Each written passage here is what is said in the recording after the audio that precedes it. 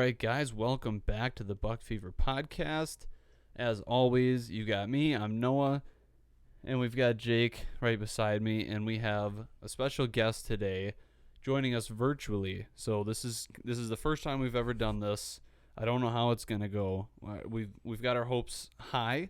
Things are looking good. We've done a lot of testing, but we have no idea how it's actually going to hold up. But this is a guy who has been on our channel a couple of times now.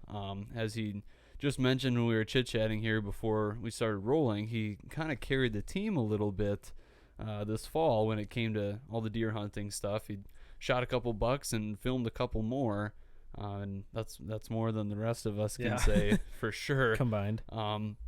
So we've got a good guest for you today, Eli Jackson. Eli, thank you for joining us. You bet. I'm happy to be here. Yeah, this is crazy. That's the first time we've ever sort of met.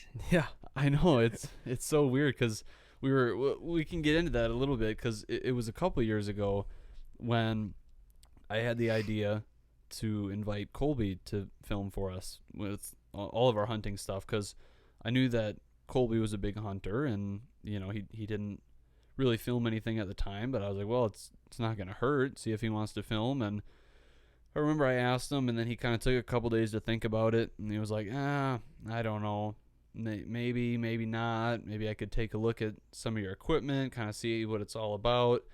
And so then we met up and showed him all of that, and things kind of went well. He's like, yeah, I might give it a try. And then the equipment we gave him was horrible for the first year, which wasn't intentional. It's just we had junk equipment. That's all. That was the best we could do at the time. And we were very lucky that he wanted to come back for a second year this previous fall, and he brought Eli with him, and thank God for that because Eli really carried the team this year. So what was that like when Kolbe asked you if you wanted to film? How did that all go? We were in Canada fishing, I believe, and somewhere on our trip he brought up the idea of filming, and I didn't even hesitate. I'm like, yeah, sure, I'll give it a shot. I said, just so the disclaimer is out there that if there's a big buck that shows up and I don't get it on camera, nobody's going to be upset with me because my priority is still going to be hunting. But yeah, he asked. I said, sure, I'll give it a crack, and kind of forgot about it. And then when we were doing all of our, preseason work, final clearing of limbs on tree stands, and getting ready for our food plot and all that, he's like, hey, by the way, I got your camera along with.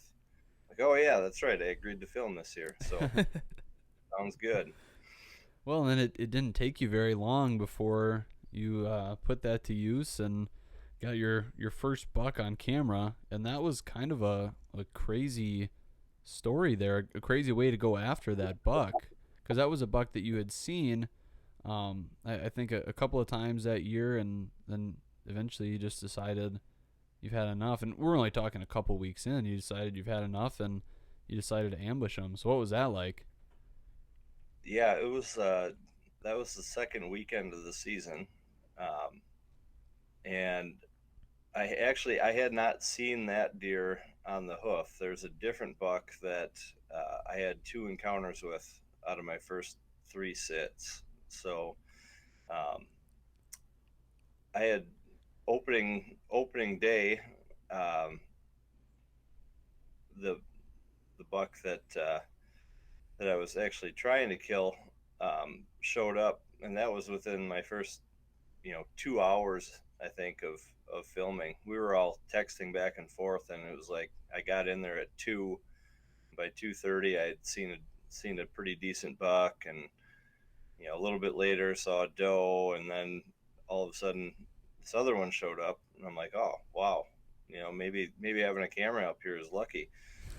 But I ended up getting pegged by a doe that was out in the food plot with this buck, and he got a little bit spooked and ran off. So the following week on Friday, I went out and was sitting in one of our stands, and it's just a more or less an observation stand. It can be pretty good early season when the crops are still standing because everything is it's strip farming down in this area. So you have about 30-40 yard wide strip of corn, then some sort of a green, and then soybeans. So it can be good early season depending on the crop rotation because it sort of funnels the deer past that stand. But I just went out and sat in it to observe, and I had Mr. Krabs is what we were calling him.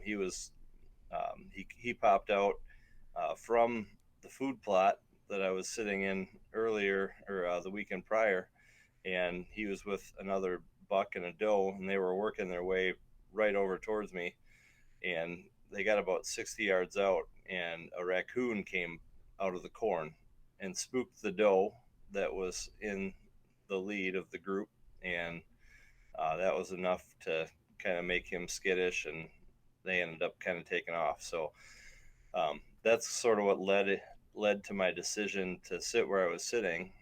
I was kind of thinking, deer are either going to come out over there and kind of work their way across, or they'll come out of the woods that's right behind me. And because of the strip farming, I was sort of sitting in a funnel.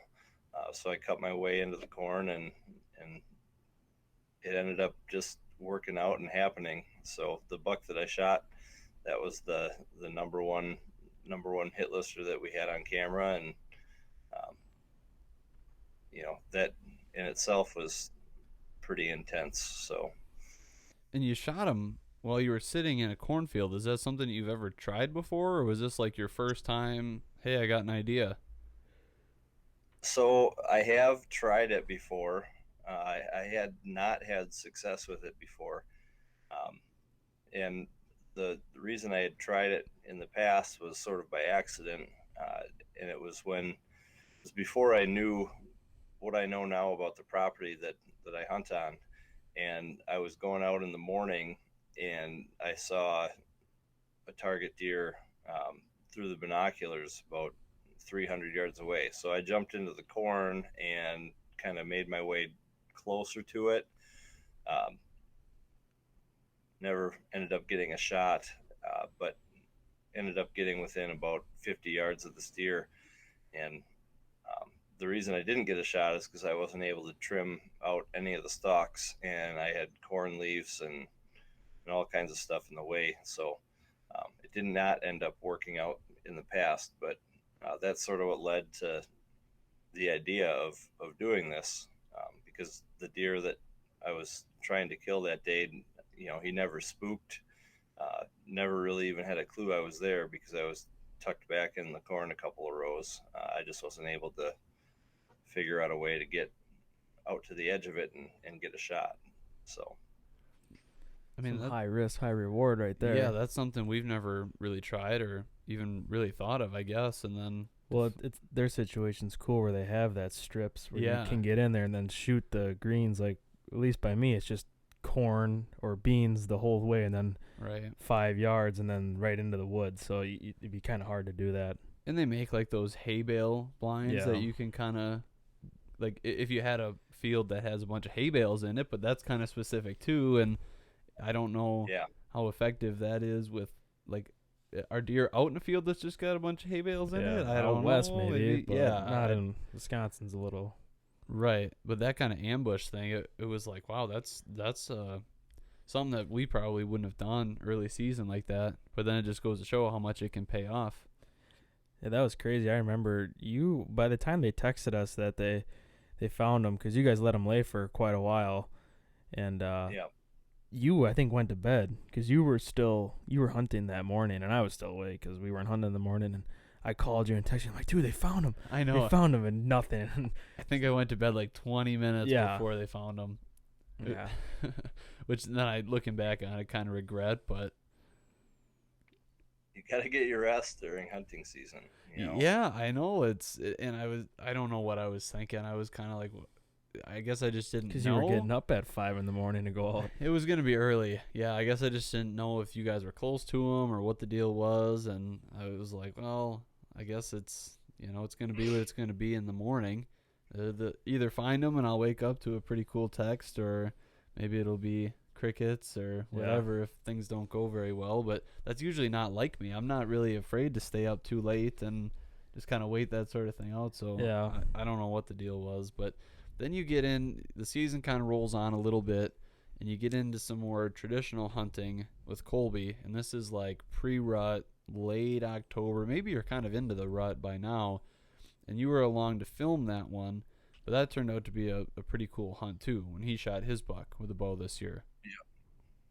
Yeah. Just, going back to the one I shot in September, before we get down the road any further, the craziest part about it is, like I said, I had never intentionally gone out and said, I'm going to sit in a cornfield. So getting set up, I wasn't exactly sure how I wanted to do it. And I had initially set up, and I had one of my chairs, my swivel chairs that I have for my blind. And I was probably two rows in, and I sat there for about 3 minutes, and I went, no, I got to get in further. So I ended up cutting the stalks on one more row of corn and diving back in there. And that's part of the reason why the filming, you didn't end up really being able to see the shot, but that's also the reason that I ended up getting that deer, because I don't know if anybody who's watched that video, there's a short clip of a doe that's walking literally, a yard away, along the edge of the corn. And this whole thing happened, and she came out and walked right next to the corn and stopped directly in front of me, and actually stuck her head into the corn a row and was sitting there giving me the and I was just frozen, like, oh, don't move, don't twitch, don't breathe. And somehow she ended up pulling her head out of there and just carrying on with her business. So I could have leaned forward and reached out and touched her nose. That's how close she was to me. And I'm sitting there thinking, oh boy, here we go again. Another doe is going to blow an opportunity for one of these shooter bucks, because I had seen that buck come out into the field before the doe did. And, he was out in front of me somewhere while this whole thing was going on. And I'm like, all right, if she blows, this whole thing is toast. So I don't know. There probably were 10 or 12 deer out in that field. And what ended up happening was it started to rain. And when it started to rain, there was a doe group in front of me that sort of spooked, which then spooked the bucks that were out in the field, and they started to kind of head back. So this point, they were probably 5 to 6 yards away from me, and that's why I wasn't able to reach up and adjust the camera. And then there ended up being a corn stalk in front of, where that deer was. You can briefly see him step in there before I shot, but I wasn't going to mess around. It was go time. So, it could have been a little bit better footage, but at the end of the day, the deer is down, and made a really good shot on him and ended up recovering him. So exactly. Well, just the commitment too, like just to be in. It's one thing to film when you're up in a tree stand and have a camera, and then also be running a GoPro. That's a lot when you're on familiar ground, like up in a tree. But then to go in a position like that and be in a cornfield, and then you still had a camera rolling and you had a GoPro rolling, and you still got like pretty good film. I mean, you don't see like the arrow go all the way through and you can slow-mo and whatever like you can on like some of the big TV, whatever, but you had great GoPro footage, and then you also had really good shot footage where it's all like in frame. I mean, yeah, there's a corn stalk and whatever, but for for the first one you've ever Yeah, filmed, and by then yourself too. to be in a cornfield like that, like that's still crazy. Plenty of people wouldn't have even brought the cameras on an ambush mission like that. So no, you got to get a lot of props for the effort on that one. And then yeah, like you said, I forgot it was raining that day. I'm sure that didn't help much. It wasn't like downpouring though, right? Just kind of enough to be No. annoying.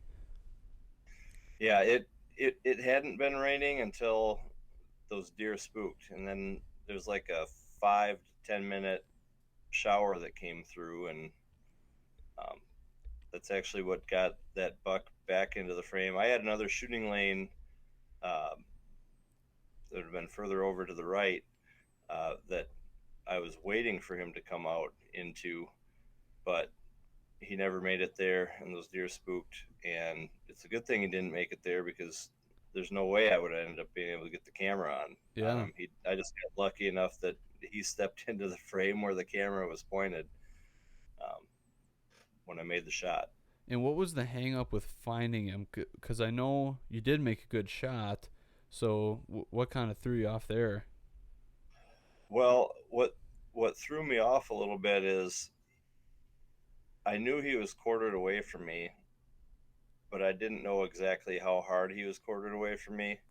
And where the entry was, if he would have been standing straight broadside, would have been back, like liver area.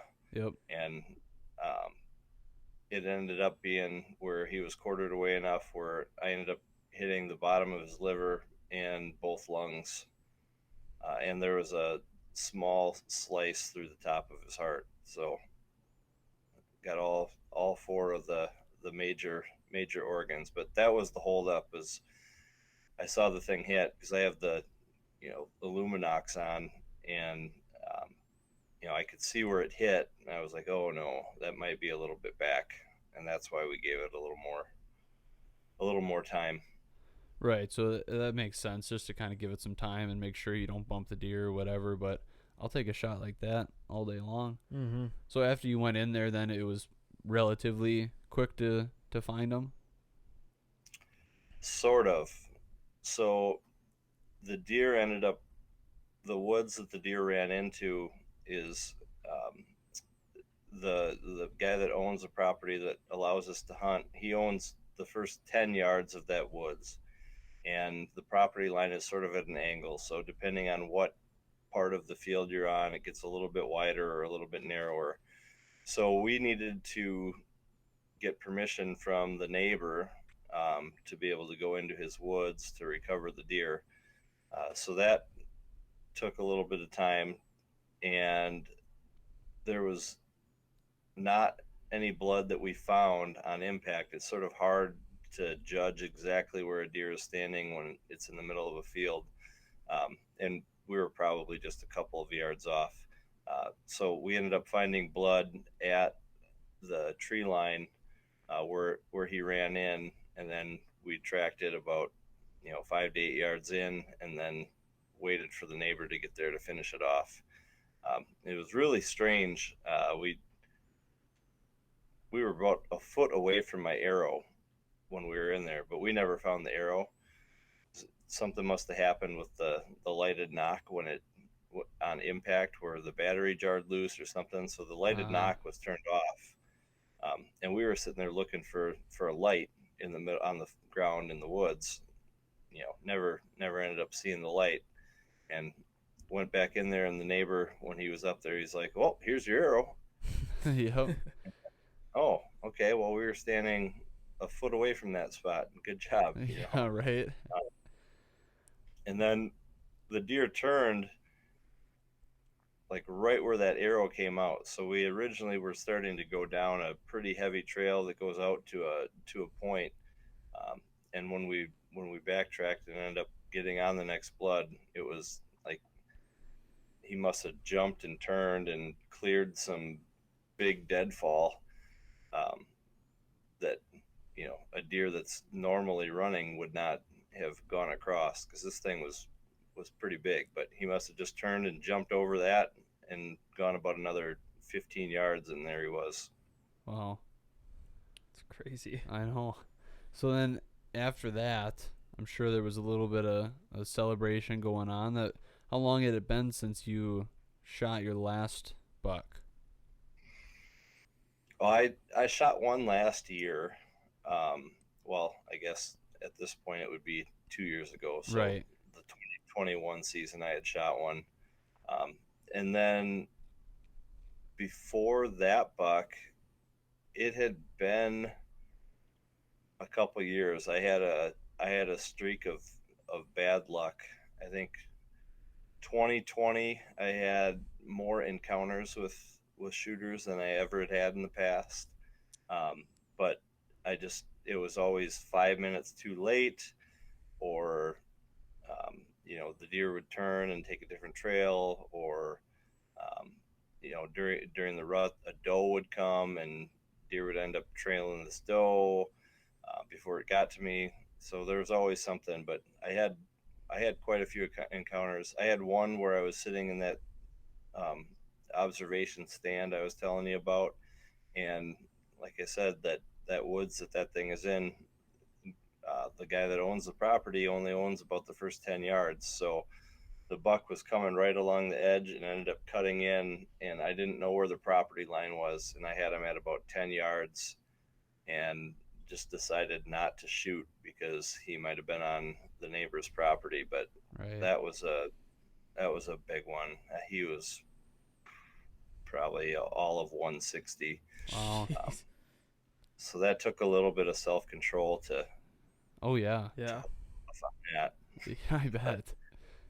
yeah, so like I said, just a lot of encounters, but was not able to seal the deal.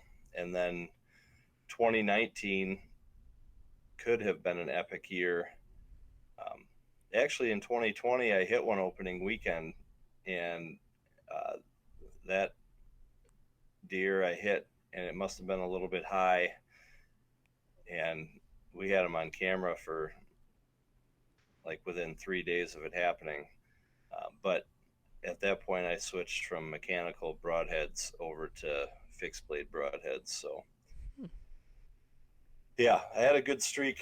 2019, I had two that I didn't recover, and I was starting to kind of get, you know, down in the dumps. I had hit 3 deer in a row that I didn't recover. Um, all three were with mechanical broadheads, and I just felt like, you know, with where I had hit those deer, if I had been using a fixed blade with a little bit heavier arrow and more knockdown power, that I would have been able to punch through um, and get vitals. So yeah, there was a streak there where things weren't not going my way, and the last two seasons have been pretty solid. So which broadhead did you switch to? Which broadheads did I switch to? So um, I went through quite a few. Um, what am I? I'm trying to think of what I'm even shooting now. Um, it'll come to me. But basically, what I'm shooting now is a two blade single bevel, and it's got little bleeders on it. Um, it's made by Kudu. Okay, I gotcha. Yeah. Because that's interesting. Because I feel like everybody has their different preferences when it comes to broadheads, and Jake shoots the Rage Tripan like there's no tomorrow, Yeah, and I that's love as them. mechanical as it gets. But I will say, when I was younger, I shot Rage, and I was only drawing like 35 pounds, and I lost and wounded and hit like probably 5 or 6 different deer, because when you don't shoot a lot of poundage and you shoot mechanical, they don't open up, or it's just not worth it. So then I was shooting fixed blade for a while till I got older and could pull back a lot more. Yeah. But now I live and die by the Rage. So Right. Yep. It's kind of just an interesting thing, I guess. Everybody makes their own way. Obviously, pretty much any of these broadheads is gonna kill deer. well, yeah, if you shoot them for most part in the right spot, you'll Right. it comes down to shot placement, but at the same Yeah. time, you get a little help either way with whatever broadhead you're shooting. Yep. So where I was kind of going wrong is I always hug that shoulder pretty tight. Yep. And that, I think, is what ended up, costing me for sure. One of them is I ended up hitting shoulder, and a mechanical, um, if you hit shoulder, because those blades have to open, you lose so much kinetic energy that it's not going to pound through. Um, Same time, if you make a poor shot, but you hit the deer back, I think that there's a big advantage with the mechanicals because you're going to have a wider wound channel, you're going to get more blood, it's going to cause more damage going through there, and hopefully get that deer to lay down sooner. So there's two sides to every story, but I just decided that regardless if I hit back with a fixed blade, that deer is going to die. So if I'm just smart about not pushing it, um, you know, should be good to go there. Whereas if I hit forward, now I should have enough, power to be able to pound through and get into the vitals on something. So Right. that's the thought process on it. But Yeah. I No, agree with that. yeah. That's my biggest fear of shooting those. If you can't get enough speed to go through them, Yep. you're kind of screwed. But Yeah. No, that makes a lot of sense. So then after you shoot yeah, that one, what do you go into then? Are you kind of on take a little break, spend time with the family, doe patrol, hunting with Kolbe? yeah. So I have a 2.5-year-old daughter, and I caught quite a bit of hell, um, because of my hunting habits, during her during the previous falls that where she was alive. So that was always a point of contention with my wife, and she didn't grow up in a hunting family, even though I was very clear about don't plan on seeing me from the time bow season opens until Christmas. Right. Right. I guess I wasn't clear enough, um, on my description, but anyways, I decided to, basically take time off from when I killed that buck until when I was going to start filming for Kolbe towards the end of October, which I don't know how many points I scored or if those points even do anything, but the effort was there. Yeah, and I feel like that's not that much to ask. September to Christmas to not see. I mean, like yeah, that's not that big a deal. Exactly. What's that? A That's couple what I. months? Yep. Yeah, Yep. that's I don't know. We got to get that worked out a little bit. Yep. And then I come back home and I ruin all the flow that's going on, because I Right. gotta stick my to everything. So I decided to try to be a good husband and dad and take a month off. Um, and I don't know. I think it paid off. We'll find out this year. Yeah, I don't know. I mean, at least for the rest of the season, the deer gods must have blessed you a little bit because once you got back with Kolbe, then things really kept going pretty well for you. It was a good year. Yeah, Colby and I, when we went out, believe it was October 29th is when he killed his buck. We went out and we're walking out, had deer in the area where we're going to go, and we're able to figure out that they were doe, and just kind of said, all right, let's just blow these deer out of here and get set up. And I don't know, we were set up for a couple of hours and decided hadn't seen anything. The turkeys were gobbling that morning, but we had not seen any deer, and just decided to throw a rattle out there, and just like that, he had one coming in on a string, and it was pretty cool to be able to be up in the tree with him and film. So that was the first time that in the years of him and I hunting together that we were ever able to be sitting together when we one of us had got one. So that was pretty awesome. So is that something you've ever seen before? Rattling one in and having it just come in on a string, just calling blind like that? So I was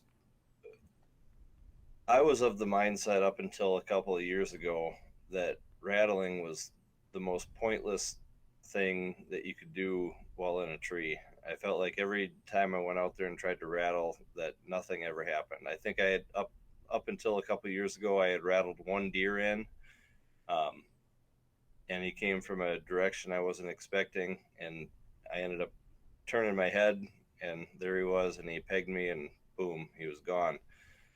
But I had always been using like a rattle bag, or I think like the pack rack was one that I had. It's a little plastic thing that you twist your hands together, and it's supposed to sound like deer horns. I had bought the black rack, which came with the extinguisher call.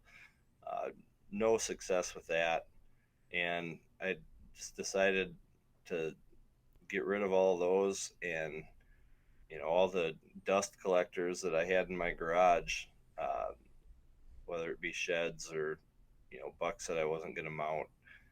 I ended up putting together a set of horns off of those, a couple bigger, thicker bucks that just had one weak side. And when I started using real horns, rattling became a very effective method of calling. So Wow. yeah, So maybe I there's just think something it. to that. Yeah, I don't use real ones either, and I've had no success Huh. rattling. Right. Yeah, I don't. I mean, there's so much marketing that goes into everything with hunting, and if you use whatever it is that you're using, if it's a man-made object, and then you take a real set of horns next to it, they sound nothing alike. So, you know, why did I even switch? I'm trying to remember.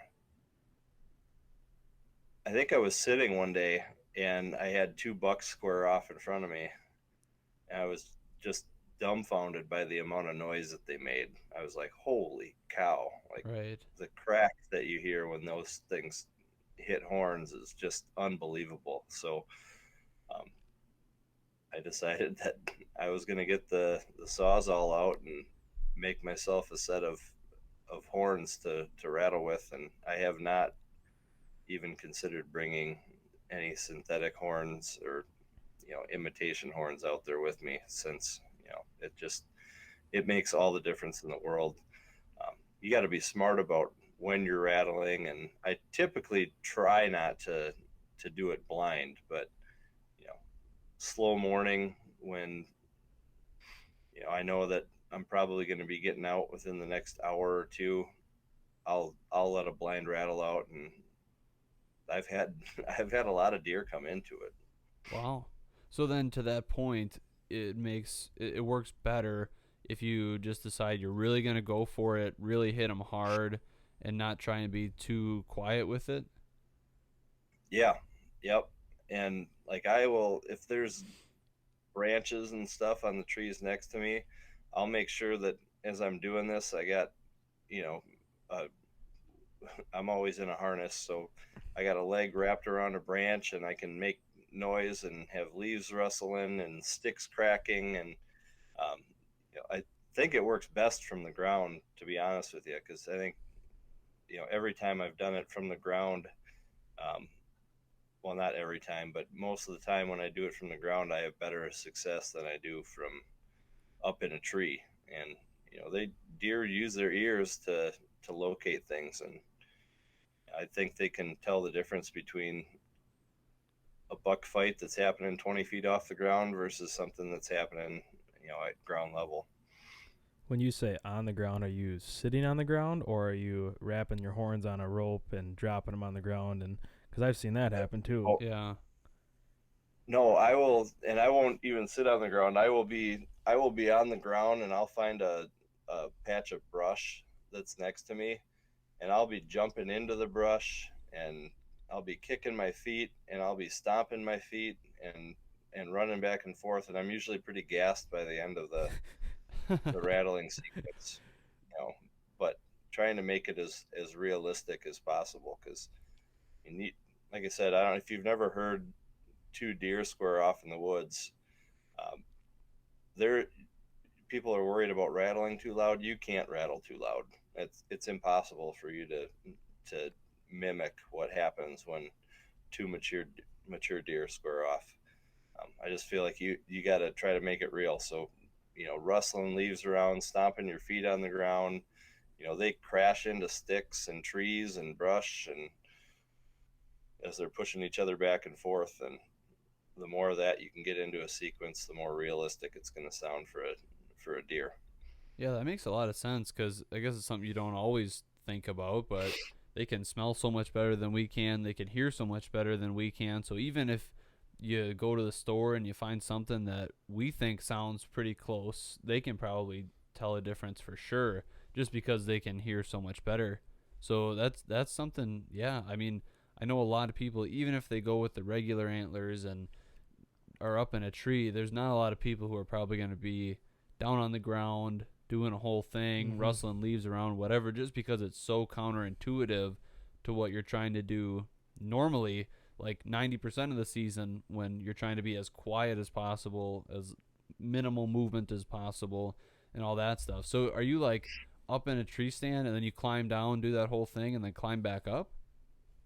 So I've done it both ways. Like I said, if I have stuff around me, I'll I'll use whatever's around me up in the tree. Like you can at times get a little bit bored while you're sitting up there. Sure. So I've taken the rope that I used to pull my bow up into the tree, and sat there flinging it off the tree to get it around branches and stuff, and I'll get it to loop around, and then as I'm rattling and moving my hands, now I'm shaking those branches that are Ah, up in the tree. That's smart. yep. Um, I've also I've also lowered my bow down to the ground, because, and you learn everything by screwing it up. I had one time where I climbed down to the ground and rattled, and fortunately it was not a shooter buck, but I did what I was talking about, where I'm running around in the leaves, and all of a sudden I'm like, oh, there's a deer coming. I'm like, oh, well, there's my bow, Yeah, right. 25 feet up the tree. So that's not doing me a whole lot of good right now. So I'll lower the bow down, rattle, and if nothing's coming my way, it's like I'm climbing that tree as, as fast as I possibly can and get myself hooked back in, um, before I'm situated again. So I don't know. It might be crazy, but that's I do a lot of crazy things to shoot a mature deer. Yeah, exactly. And sometimes it's the crazy things that end up working the best. We might need a video demonstration on that Yeah. this year. I would love to see it. Gladly, gladly. Kolbe might have one of me when we were over in Minnesota. Um, I don't know if he was filming or not, but I was supposed to be filming for him, and I ended up going, about 100 yards away from him, and on the way back, I was down in the bottom, and did the same thing I'm just talking about, but I was down on the ground on the edge of a swamp, and I don't know, jumping on top of trees and sitting there kicking sticks to make them break, and I'm sure it looks absolutely ridiculous, but I'd be happy to give the people some entertainment. Oh yeah, I think everybody would love that, especially if we get some video proof then of how well it works. I think then that would Right. that would really be awesome. Yep. So, Yep.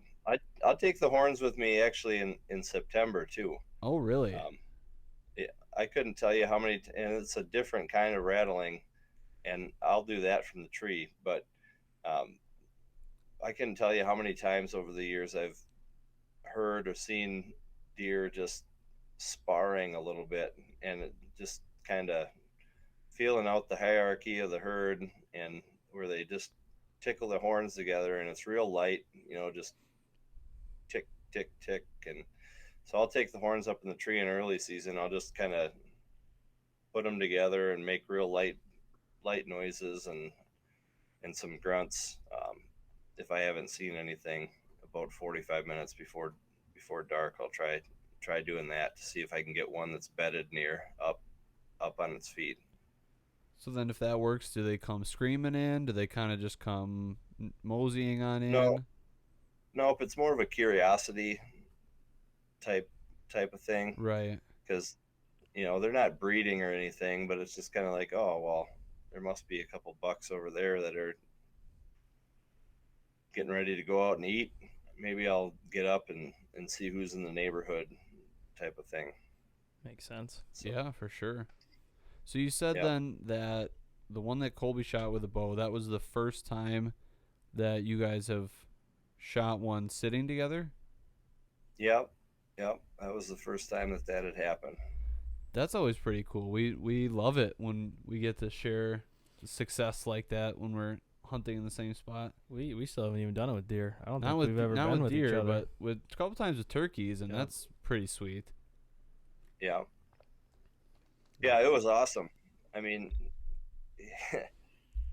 the whole after he shot, I mean, the whole tree was shaking from from Colby shaking. He was so jacked, his knees are clacking together and the whole tree was shaking. I'm like, you cut it out. I'm trying to get this deer on camera here. Everything's shaking. Yeah, I know he was Yeah. having some troubles with his bow, and so I think then when he was finally able to just, make a good shot and have it all come together like that, it was probably just a big sigh of relief. Yep. Yep. And that one, you got a lot of good footage of kind of coming in and getting right up to the shot and everything. I suppose it helps a lot to have just a dedicated cameraman, but that was some good camera work there. Oh, it's so much easier when you don't have to make a shot, and Right. all you have to focus on is keeping the deer in the frame and not being the one that blows it. Yeah. So what was the story with that buck? Was that one you guys have been watching a bunch, or was he just kind of a new one with the rut? Well, that was one that we had pictures of in August, and this all happened so fast. But we figured that he was a 2.5 or 3.5 year old. I don't know that he ever got him aged. Um, so that was a deer that we had talked about letting go. But neither of us, when the thing was coming in, saw the split G2 on the one side, and he just saw a good buck and was excited about it and shot. And we're both of the agreement that we're going to try to let the younger ones go. Um, my buck, actually, we had it aged. That ended up being a 3.5 year old. We both thought he was a 4.5 year old. Yeah. So we're trying to let them get to 4.5 before we're going to shoot them. But we've both come to the agreement that if they get the heart pumping and you want to shoot it, and neither of us are going to be upset if if one of us gets buck fever and and kills one of the up and comers. So you know that was That's how it that should was be. pretty cool. Yeah. Yep. Yep.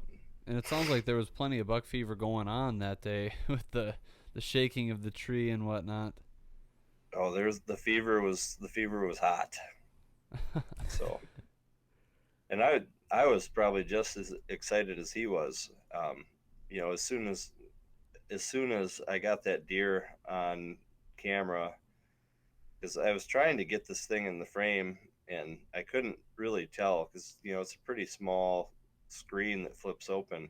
Like, I think he's in there, but I was sitting there in between with my binoculars looking up and finally saw the thing, lay his head down, and that's when my adrenaline kicked in because I was so focused on trying to film.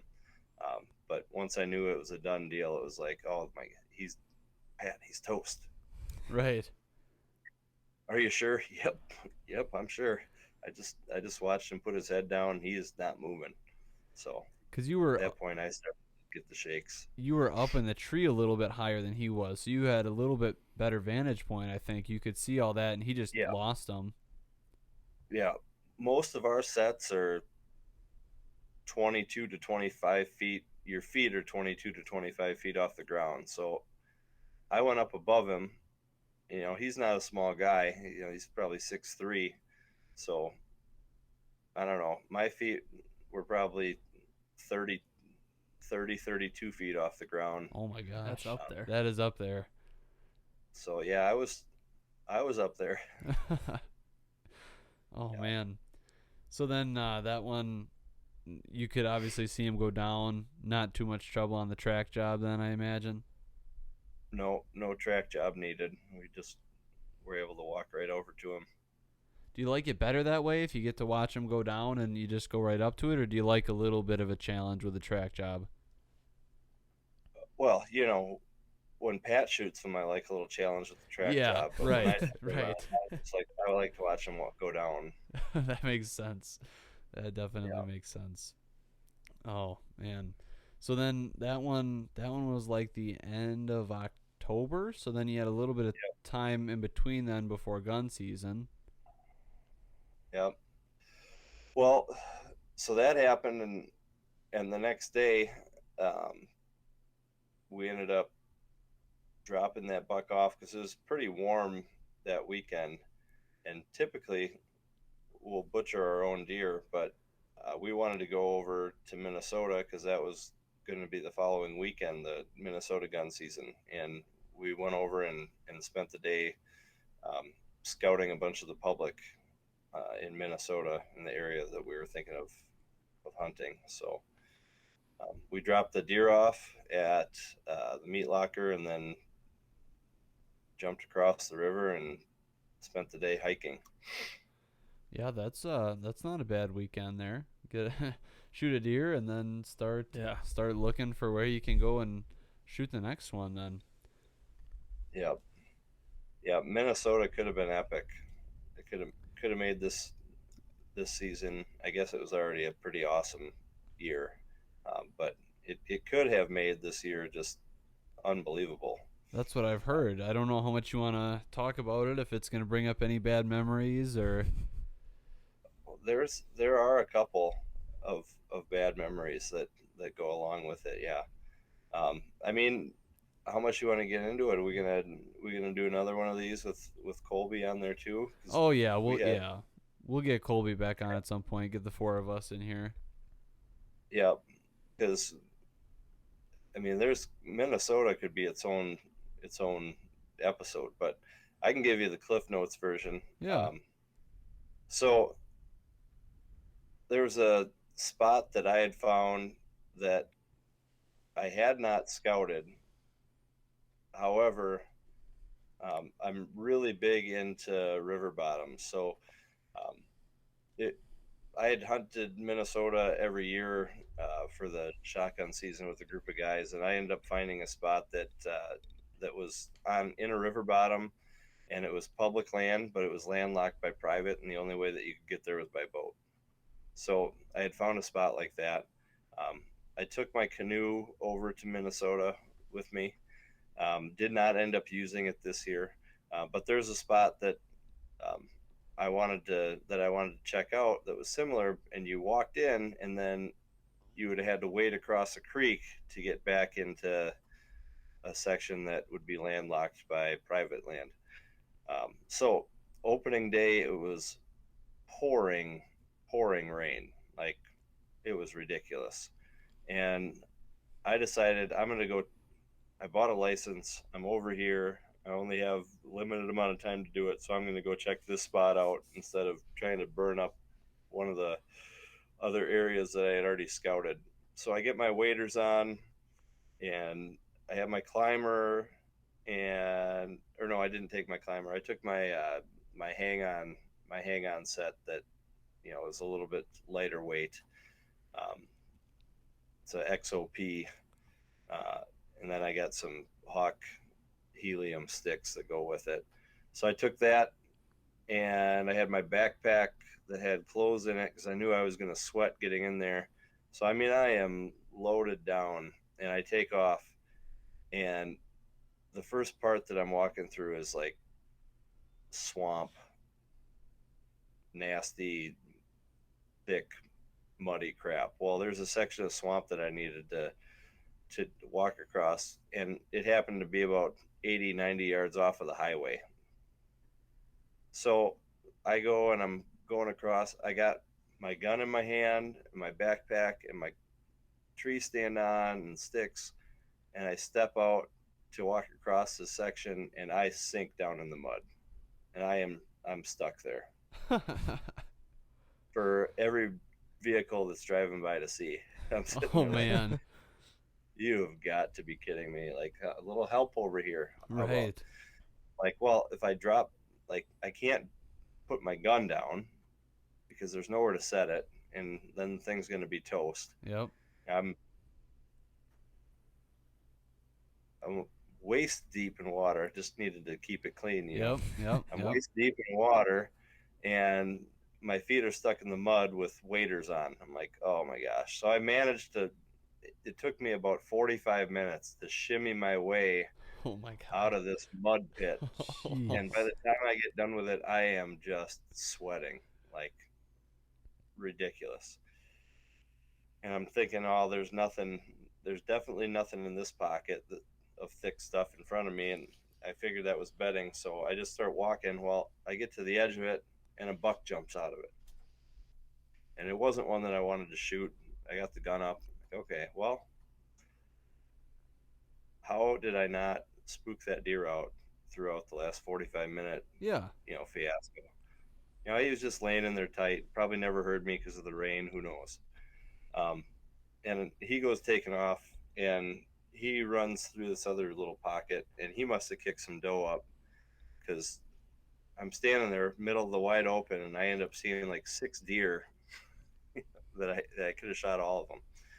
So I get to the creek and was going to wade across. Well, the water level had come up so far from the rain. It was so high from the rain that I was not able to get across the creek with my waders on because it was like I got to the spot where I had about 6 inches to go. And I'm like, I'm not taking another step after what No. I've been through. Yeah.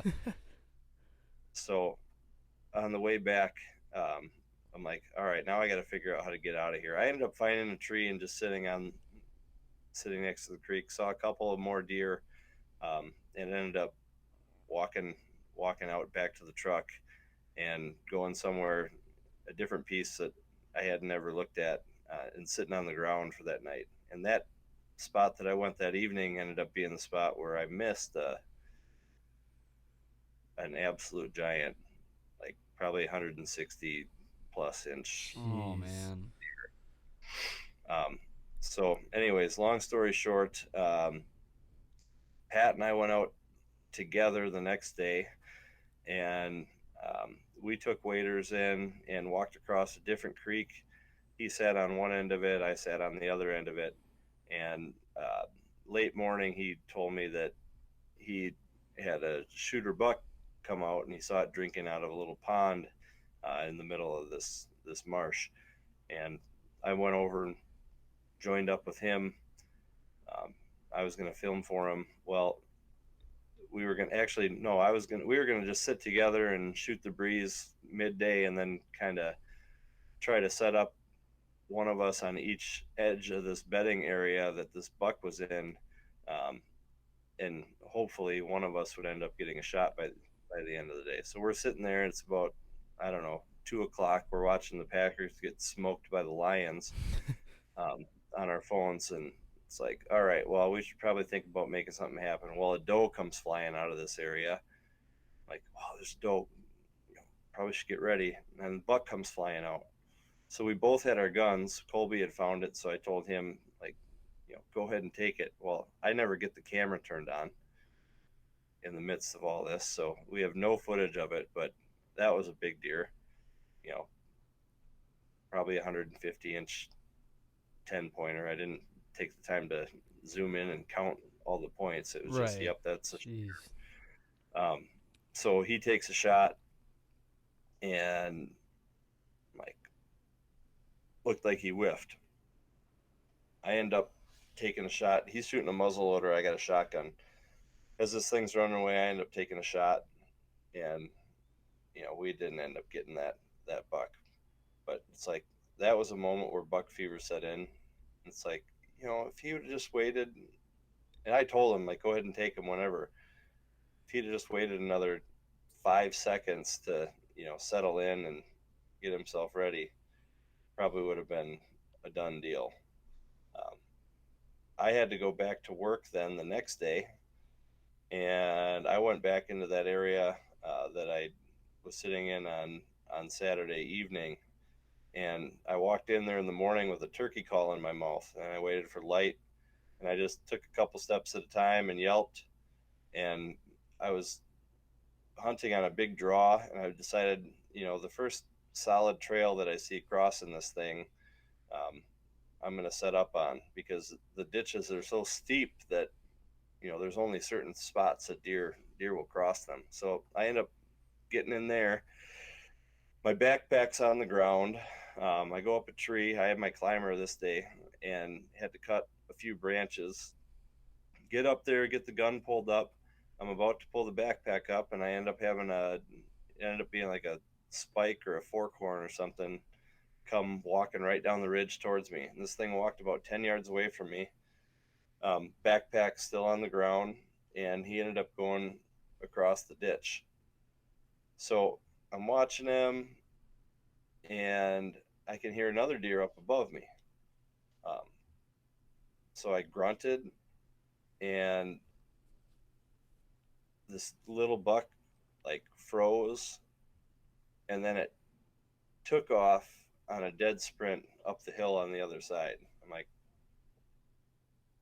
a grunt shouldn't have done that. No. Then I see this tank walking down a logging road on the other side of the ditch, right to where this buck was. Like, oh, it's on. I'm like, I really don't have a good shot over there. It's probably a 80 to 100 yards. I couldn't even range it because there's so many sticks and stuff in the way. And he gets right to the spot where that little buck crossed, and he's sitting there looking across the ditch. He's looking and looking and looking. I'm like, he's coming. I just need him to commit to coming across the ditch. He was trying to figure out where that grunt came from. Meanwhile, I can hear this other deer up above me still crunching on leaves, and I wasn't even going to bother looking and see what that was. And right as this thing takes a couple of steps towards the ditch, that other deer above me blows. You're, oh, you got to be kidding me. So this buck across from me is not committed anymore. And that deer probably winded me because it's morning, thermals are rising. I'm sure it just sucked my scent up to it. And I ended up sitting there and watching this deer. At one point, I had a real small shooting lane to shoot through, but he didn't stop. And eventually he stopped. And I'm like, this thing's about to take off. So what I ended up doing is I put the crosshairs on his neck rather than trying to shoot at vitals with all those sticks and stuff in the way. I figured this is probably the most ethical thing. If there's a deflection and it misses by a little bit, it's just going to miss the deer rather than having it be a poor shot. Sure. If I hit him, he's going to be down. So I basically put it right here behind his head on his neck. Yep. So I shot, deer runs off, and I could hear a bunch of sticks and stuff breaking. So for a little bit I thought, well, maybe I got him. But then I thought about it, and I'm like, no, if I would have hit him, he probably would have dropped. And I went over to look for blood, and long story short, I'm crawling around on my hands and knees. And eventually I find some hair. I'm like, oh no, this isn't good. Found some hair. And I find one little speck of blood. Oh, here we go. Crawling around my hands and knees a little bit more, find another little speck of blood. And then right next to it is like the skeleton of a tick that was just blown apart. So I ended up just going right under his neck, and I probably clipped a tick off of his neck that was sucking Jeez. on him. Wow. And that's where the blood was coming from. Huh. So that was a no-go. So that would have been pretty cool. Meanwhile, I have about zero service in there. I go back and get all my stuff packed up, start heading back, and I get a call from Pat, and he's like, "Dude, I just missed another buck." What? Missed another one? He's like, "Yeah, I squeezed the trigger and my gun didn't go off, so I started to like look away, and then all of a sudden, boom, it went off." So he hadn't cleaned his muzzle loader. Well, he had cleaned his muzzle loader, but he didn't clean the anything on the inside. He just cleaned the barrel. So he must have ended up having some buildup in a delayed, um, delayed shot. There was a gap between when he pulled the trigger and when his shot ignited and took Right. off. Well, then I start getting text messages that were sent throughout the morning, and Mike, our other buddy, also missed a deer that morning. So It, so at that point we were 0 for 4 in Minnesota, and um, that's about the end of the Minnesota journey. We'll leave it at that. yeah, because we were in communication with all of this, and then afterwards too, and Colby's told us a little bit about it, and it's like about the best trip that you could hope for, aside from not bringing home any of the deer that you shot at. Like everything was right. It's just that we didn't end up hitting the deer, and I guess that's just how it goes sometimes. Yeah, I mean, oh, bluff country, it's hard hunting. For Like sure, especially with shotguns and it, muzzle loaders. Yeah. yeah, and archery, like it's tough. It's tough hunting. I mean, the deer, like flatland, all you got to worry about is where's the wind blowing, and you get into these hills, and it says it's a north wind, so you go to a spot, and because of the way the wind is wrapping around the bluff, it feels more like a south. And you got thermals that are in play. So in the mornings, everything's getting sucked up. So you're not really able to sit on the bottom, um, because a lot of times the wind's going to swirl one, and your scent is going to get pulled up to where those deer are bedded. It just it's hard, and until you're in a spot you don't know what it's going to do, because there's other spots where it's like, yep, a north wind should be good, and you get there and north wind is good. So you just kind of have to figure it out by going in there and doing it. But the positive is, from doing this for the last, I don't know, 17 years or so, I can look at a map and pretty much tell you, like, this is where we need to be in this spot. And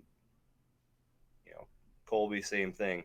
And I think this year is proof. Like, all these were spots that we had never hunted before, and we scouted it with a map.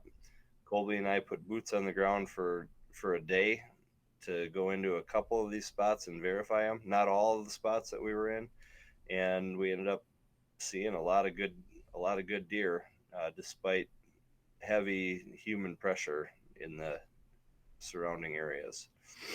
That's the best you can do, is just get out there and look and see what you're dealing with, in my opinion. Yeah, yeah. I mean, the mobile scouting and all that stuff, it kind of changes the game a little bit, because you can learn a good amount before you ever have to put boots on the ground. But at a certain point, there's just no substitute. You got to get out there. But the more you do that, then, like you said, obviously, then the better you can get at looking at something on Onyx or whatever, and be like, yeah, this is going to be good, or this isn't going to be very good, because you have all that experience. But so Yeah. Minnesota was basically the definition of bittersweet, But then you came back to Wisconsin, and then things went pretty well from there. Yeah, yeah, they did. So Colby's family has an 80 in central Wisconsin, and that's kind of been our gun spot. Um, as tempting as it is to chase around the giants down here in the hills, the tradition is always go up to deer camp, and I don't even care what caliber of deer is running around up there. It's just fun to go up to deer camp. Um, Right. with COVID in 2020, I didn't go. I believe my wife's non-hunting family in 2019 scheduled family Thanksgiving for opening weekend, Oof. Oh, no way. and I was given the yeah, just go ahead, Ah. meaning you better not go. You want to stay married. Um, after a couple of years, you can translate those types of things. Um, and then last year, what happened? Oh, Colby got COVID last year in 2021. That's right. I think So he was sleeping in his car 2022, at that point. yeah, he went up to deer camp and slept in his truck. So I didn't go to deer camp. So it was 3 years in a row that I was not in deer camp. And in the meantime, the woods that his family owns was logged. Um, so it changed the woods a lot. It's a lot more open. We used to go up there and sit, and a couple of us would only be 90 yards apart. So I still wanted to go, and I'm like, whatever. It doesn't matter if we're both hunting at the same time. Let's just draw a line through the center of the blind, and if there's one that we want to shoot on my side, I'll shoot it. If it's on your side, you shoot it. Yep. So we were sitting up there together, which was awesome. Um, it makes time go by so much faster when you're sitting there together. Now we had awesome action. Like, I don't know how many deer we saw opening day, probably 40 deer plus on opening day. It was like we couldn't go a half hour without seeing them. We had that snow, so a lot of the deer that we saw we never would have seen without the snow. It was just like you could see a little bit of movement way back in the sticks, get the binoculars up, and be able to kind of figure out what they were. Yeah. But yeah, we ended up. I can't remember what time it was when he shot that. I think it was afternoon. Um, but we all have walkies with us to be able to communicate if one of us is walking back to the cabin, more for a safety reason. And his brother, I think, said on the walkie, at least what we heard him say on the walkie was shooter buck coming. So what had happened? We had switched seats because the wind was blowing so hard at Colby's side of the blind that he wasn't going to dare try to take a leak out of that side of the blind. So we switched so he could get on my side where he could have the wind at his back as he took a leak out of the blind. And then we just never had switched back. Well, when the call came through, without even thinking about it, we'd have a little fire drill going on inside the blind and end up switching seats. I get back to my spot. He gets to his spot. He gets the gun up. I'm trying to get the camera up. And on those cameras, there's a little button that says photo right by the zoom. So I got the camera where I wanted it, and I tried to hit the zoom and must have bumped the photo button. So then there's a black box that pops up in the Oh, middle of no. the screen. It says something about how I can't take a photo right now because I'm in the middle of recording a video. And so I don't know, you can see it in the footage that things all over the place, and I'm trying to figure out how to get this box to go away, and I hear boom. Okay, well, lucky enough that thing ended up in the corner. Terrible footage, but pretty cool story. Yeah, I mean it sounds like after everything you went through the past couple of years to not be at deer camp, it's like if you had the opportunity, you really couldn't miss it. And then to see all those deer and to be with your buddy like that, because it was so cold that weekend. I remember I was just in a tree stand, no heater, no nothing, no walls, just up in a tree, shivering, cold as can be. And even if you were in a blind, there's no way you could have been that warm. It was so cold. But it obviously makes it a lot better, and you can see it um, in the video. It makes it a lot better to have somebody there with you, because you guys seem to have a lot of fun, and you got a lot of good little kind of talking points in between action and whatever that kind of made it really fun. And I think the video there and how well it is done really highlights that a lot of people feel the same way as what you shared about deer camp, just being such a big tradition and all the camaraderie that it kind of becomes more than the deer. It's about something a little bit more at that point. Yeah. Yep. Look forward to doing that. And Pat's dad, he's he's got a story for everything, and we always look forward to hearing the same stories about 1978. It's just a good time, a lot of laughs, and a couple headaches in the morning, and you get to share it with good people, and that's really what makes it fun, for anything, whether it's hunting or any memory. If you ask somebody, you know, tell me about your best memory, and then you say, tell me who it was with, everybody's going to have somebody that it was with. It's never going to be something that they did just by themselves. Yeah, It's for always sure. going to be, Agreed. these are the people that were with me when that happened. So in the past couple of weeks, we've been talking a little bit more about like food and wild game cooking and all that kind of stuff. So what's the go-to meal at deer camp? Well, I'm not gonna lie. When Kolbe was crowned camp cook without a cook-off, That was Jake. I That was Jake. There wasn't I much took a little knowledge. offense. I took a little offense to that. Colby's a really good cook, but I do a lot of cooking. So, and it, Noah, you're gonna like this, but I really love wrapping bacon around stuff. But no, I don't know. I think I brought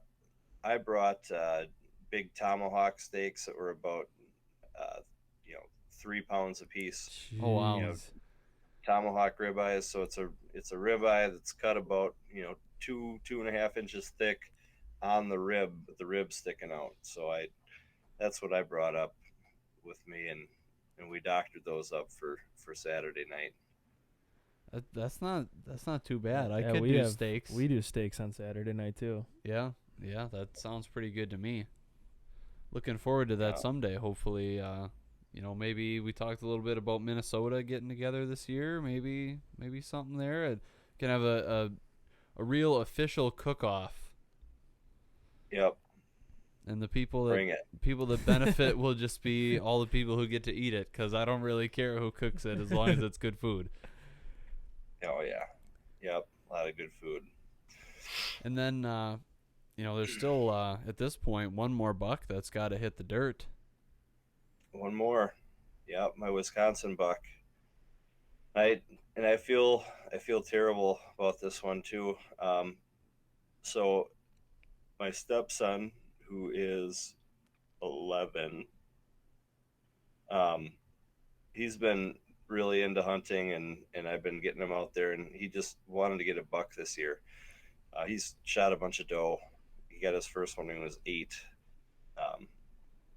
and he just really wanted a buck. So that property that Pat and I bow hunt on takes a significant amount of pressure during the gun season, and there's a bunch of multiple reasons for that. But I had told him that, if you want to get a buck, so I had one morning with him before he had to go back with his dad, and I wanted to take him where I shot this buck, and I wanted to take him that evening, but he had other plans that were made for him, so he wasn't able to come along. So that should have been his first buck. But Oh, in the man. morning we climbed up. Yeah, in the morning we climbed up, literally crawled straight up um, one of the points on this property. It's about 300 feet of elevation change, and if you put a line on, onyx, that happens over a span of 90 yards as the crow flies. Wow. So we literally crawled up onto this point and um, had been getting daylight pictures of bucks on there despite all the pressure. So tried to get up there before they had come back in there to bed, and it ended up being a coyote morning where the yotes had run everything out of there. So we saw like 3 or 4 coyotes, and he didn't end up getting a shot at one of them. So that was disappointing. But then I was going to take him to where I ended up killing that buck that night, which is in an area that we call the Corner Woods. So he wasn't with me. Um, his birthday's in September, so in September he really wanted an e-bike. I thought that's a great idea, Uh-huh. and he just wanted one with normal tires, and I thought, no, we need to get you a Right. fat tire e-bike. Go big or go home. Right. So I did. I ponied up. I bought him a fat tire e-bike, and I ended up being the lucky one that got to use it that day. So saved me quite a few steps. I drove the e-bike over there and um, parked. Only ended up having to walk probably about 150 yards. Snuck down in there and ended up getting set up. So this spot, I was sort of close to the property line. I was probably 50 yards away from where the property line is at, and we had been getting pictures of this buck in that area. Um, so I went in there, and I don't know what time it was, probably 3:30 or something.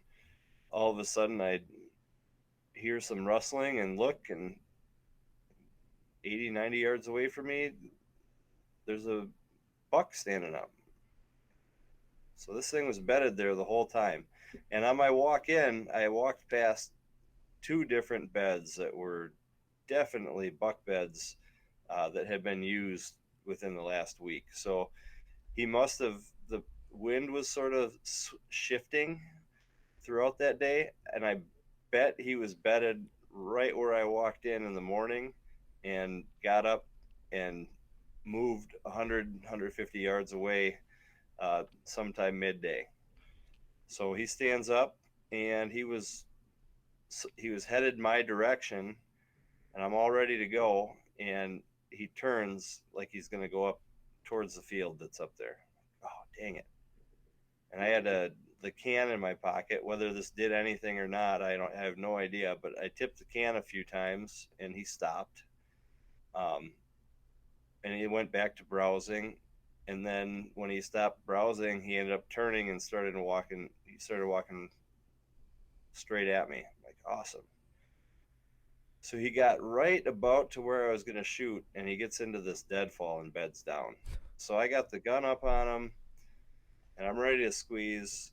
I got the camera, and as he's walking, there's a big tree. Of course, there's a huge tree that's right between him and where I'm at. And like, the camera's on my right side, and he's getting over to my left side. And I'm not small myself. You know, I got clothes on and layers, and I'm like trying to get as small as I can to get this camera wrapped around me so that it can, you know, get him around this tree. Because, if he would have just walked another 10 yards, it wouldn't have been a problem. I'd have just been able to turn the camera. But where he was at, I needed to get this thing closer to get an angle at him bedded down. Well, I don't know how long he was bedded for, but it was probably 8 to 10 minutes, and it felt like 25 because I'm sitting there, my arm's dead. I'm like, Right. should I just put the gun down? Like, no, if I put the gun down, I'm going to end up having to, I'm going to end up bumping the camera with my elbow or something. So I just held it and held it and held it. And he stood up.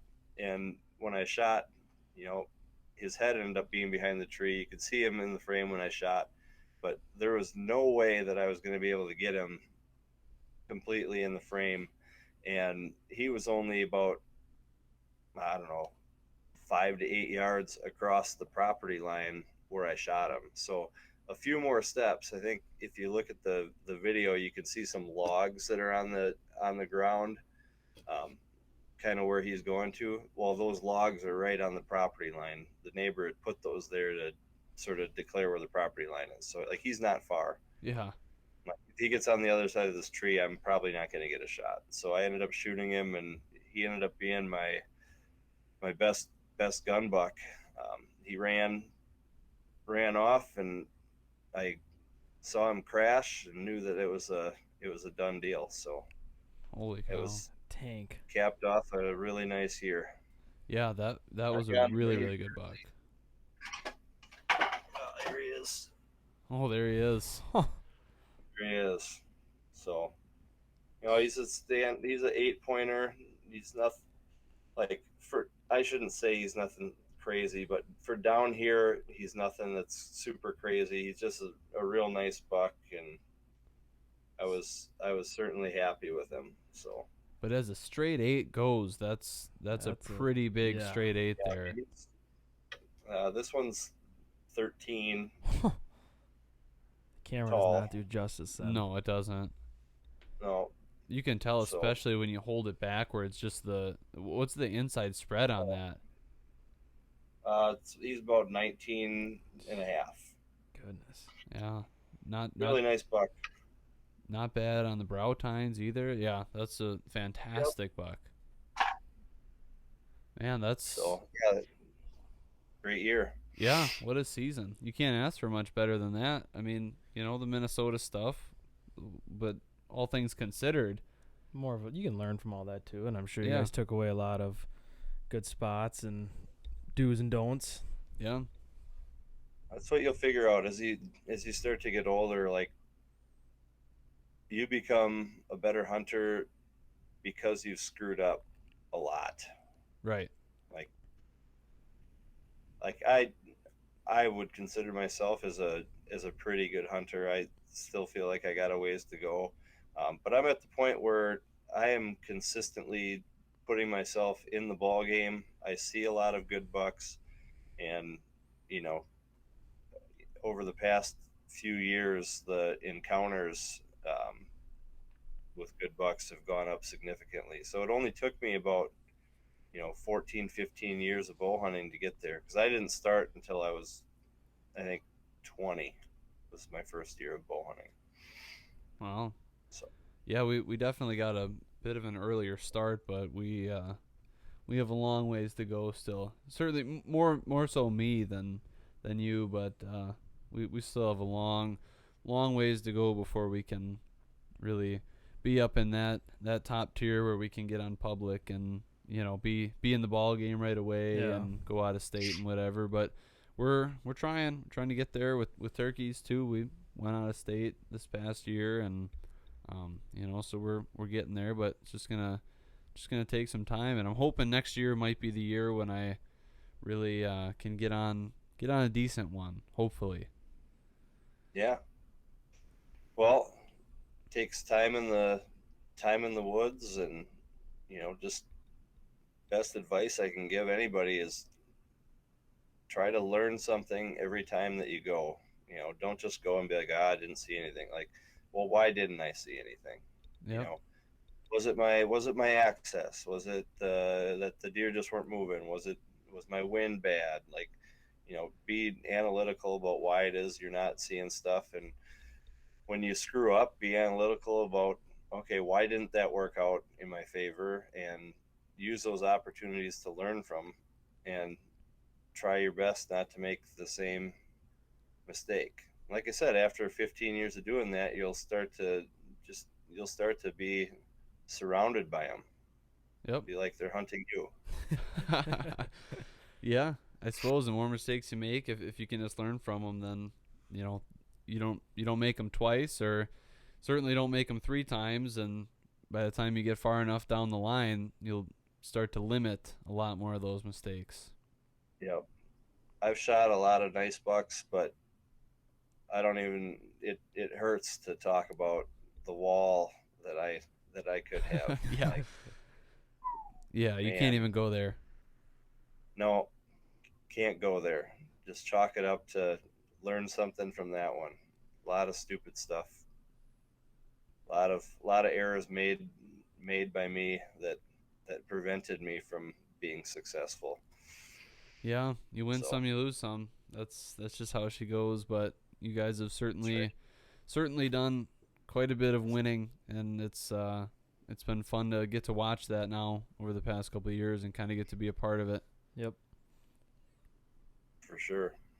Yeah, well, it's getting a little bit late here. We've been going for a while, and I feel like we barely even really scratched the surface of all the stuff that we could get into and all the stories that could be told.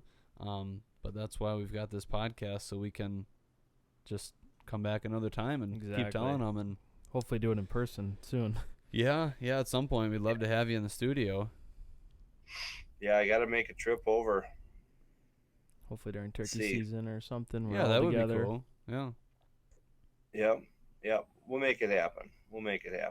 Yeah, that would be awesome. But it's been an absolute pleasure getting to work with you and getting to work with Kolbe over the past couple of years and getting to be along for the ride and some of the hunts and adventures that you guys have had. And I can't wait to see what happens this year and in the years to come. I think there's going to be a lot of good stuff coming our way. Yeah, I appreciate you guys having me on here and asking me to join the team and be able to film. I think the most fun part about it has been just having a text string with a couple dudes that I've never even met, but just through exchanging text messages and stuff throughout the year, I feel like the camaraderie and stuff that's built has been pretty awesome. So totally agree. One of these days it's going to happen. Absolutely. Then look out. Yeah, right? Yeah, exactly. Yeah. When we're firing on all cylinders, we are going to be a force to be reckoned with. That's right. That's right. Well, thank you so much, Eli, for coming on today. This was a really good episode, and we really appreciate your time. And thank you to everybody who stuck with us here and is watching and listening. Make sure you subscribe to our YouTube channel so you don't miss out. We're going to have a lot of content coming down the pipeline for you guys, and a lot of content that's already been produced, and a lot of that has been a huge thank you to Eli for getting that this past year. Without him, we would have been in pretty rough shape as far as deer hunting content goes. So we've got Eli to thank for that one for sure. And once again, thank you for being here. You bet. My chiropractor bill is on the way. Okay. All right. We'll see what we can do there. I don't know. You might be waiting a little while to get payment on that. Couple more likes on the tube. So, all right. Take it easy, fellas. All right. Thanks, Eli. Thank you. Thanks, guys. We'll see you guys next time.